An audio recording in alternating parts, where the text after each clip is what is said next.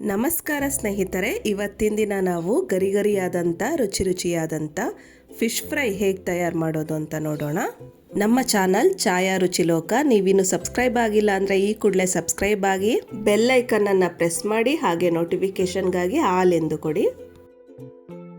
Fish fry ತಯಾರು ಮಾಡಲಿಕ್ಕೆ ಬೇಕಾಗುವಂಥ ಪದಾರ್ಥಗಳು, ನಾನಿಲ್ಲಿ 2 kg ಫಿಶ್ ತೊಗೊಂಡಿದ್ದೀನಿ. ಫ್ರೆಶ್ ಆಗಿದೆ. ಇದನ್ನು ನೀಟಾಗಿ ತೊಳೆದು 2 ಸಲ ನೀಟಾಗಿ ತೊಳೆದು ಸ್ವಚ್ಛ ಮಾಡಿ ಇಟ್ಕೊಂಡಿದ್ದೀನಿ. ಒಂದು ಮಿಕ್ಸಿಂಗ್ ಬೌಲ್ ತಗೊಳ್ಳೋಣ. ಅದಕ್ಕೆ ಒಂದು ದೊಡ್ಡ ನಿಂಬೆಹಣ್ಣಿನ ಗಾತ್ರದ ಹುಣಸೆ ರಸವನ್ನು ಹಾಕೋತಾ ಇದ್ದೀನಿ. 2 ಟೀ ಸ್ಪೂನ್ ಖಾರದ ಪುಡಿ, 1 ಟೀ ಸ್ಪೂನ್ ಧನಿಯಾ ಪುಡಿ,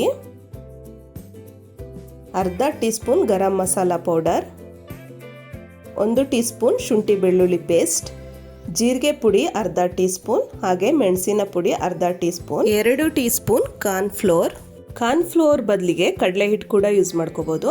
ಹಾಗೆ 2 ಟೀ ಸ್ಪೂನ್ ಉಪ್ಪು ಹಾಕ್ತಾ ಇದ್ದೀನಿ. ಹಾಗೆ ಒಂದು ಪೂರ್ತಿ ಮೊಟ್ಟೆ ಹಾಕ್ತಾ ಇದ್ದೀನಿ.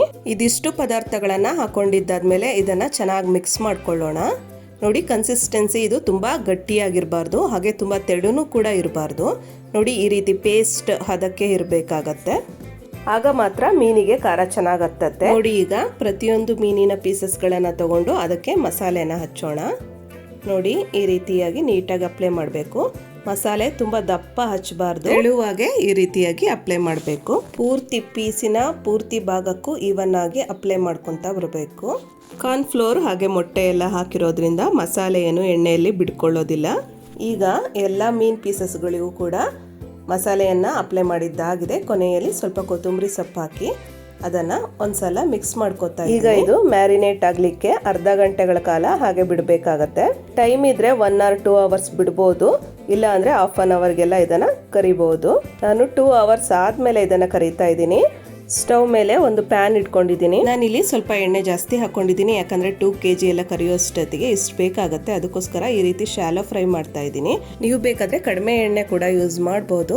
4-5 ಟೀ ಸ್ಪೂನ್ ಎಣ್ಣೆ ಹಾಕೊಂಡು ಕೂಡ ತವಾ ಫ್ರೈ ಮಾಡ್ಕೋಬಹುದು. ಮೀನನ್ನು ಹಾಕೊಳ್ಳುವಾಗ ಫ್ಲೇಮ್ ಜಾಸ್ತಿನೇ ಇರಲಿ. ಆ ನಂತರ ಅದನ್ನು ಮೀಡಿಯಂ ಫ್ಲೇಮ್ಗೆ ಇಟ್ಟು ಎರಡು ಬದಿನೂ ಕೂಡ ಒಂದು 2 ನಿಮಿಷ ಫ್ರೈ ಮಾಡಬೇಕು. ಒಂದು ಕಡೆ ಒಂದು 2 ನಿಮಿಷ ಆದಮೇಲೆ ಟರ್ನ್ ಮಾಡಿ ಅದನ್ನು ಇನ್ನೊಂದು ಕಡೆ ಇನ್ನೊಂದು 2 ನಿಮಿಷ ಬೇಯಿಸ್ಕೋಬೇಕಾಗತ್ತೆ. ಮೀಡಿಯಂ ಫ್ಲೇಮ್ನಲ್ಲೇ ಬೇಯಿಸ್ಕೋಬೇಕು.